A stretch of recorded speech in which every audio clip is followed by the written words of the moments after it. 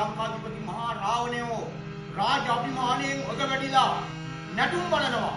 අප දේව සමාගමේ කති කහ කරගත් පරිදි ලංකාධිපති රාවණ විනාශ කිරීම සඳහා මිනිස් ලොවට යවූ බ්‍රහ්මපුත්‍ර හනුමන්තා කෝ රාම ලක්ෂ්මණයෝ කෝ උන් තාමත් ලංකාධිපති මහා රාවණ විනාශ කර නැති යටයි පෙනී යන්නේ.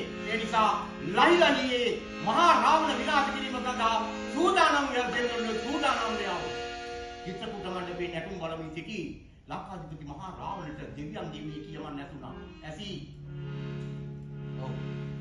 ඒ කියමන් ඔක්කොම අද ජහුට නාට්‍ය සම්ප්‍රදායත් එක්ක අපිට බලන්න පුළුවන්. දෙබස් කතන මුද්‍රා ගීත නාටක. එහෙම තමයි හැඳින්වුවේ. අපේ රටේ ගැමි නාට්‍ය සම්ප්‍රදායන් පිළිබඳව කතා කරන්නේ හෝලම්, සොකරේ, නූර්ති, ජහුටා. ඊට පස්සේ ශාන්ති කර්ම ගම්මඩු දෙවල්මඩු පිළිබඳව කතා කරා.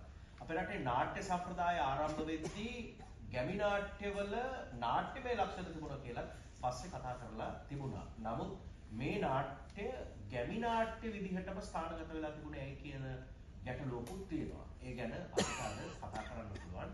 අපි කටවහරේ සහ හුරුවට ජහුට නාට්‍ය සම්ප්‍රදාය කියලා කියමු.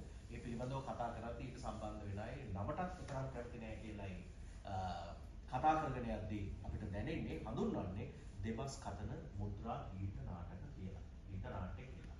ඒ පිළිබඳව විශ්වවිද්‍යාල මට්ටමින් පර්යේෂණ කරපු උගන්වන ඒ පිළිබඳව කතා කරන විද්වතෙක් සමග මේ කණ්ඩායමකට තමයි අද දවසේ අපි ආරාධනා කළේ. අපි බොහොම කැමැත්තෙන් පිළිගන්නවා. පේරාදෙණිය විශ්වවිද්‍යාලයේ සිංහල අධ්‍යයන අංශයේ ජ්‍යෙෂ්ඨ කතිකාචාර්ය ආචාර්ය මහින්ද රත්නායක මහත්මයා. ආයුබෝවන්.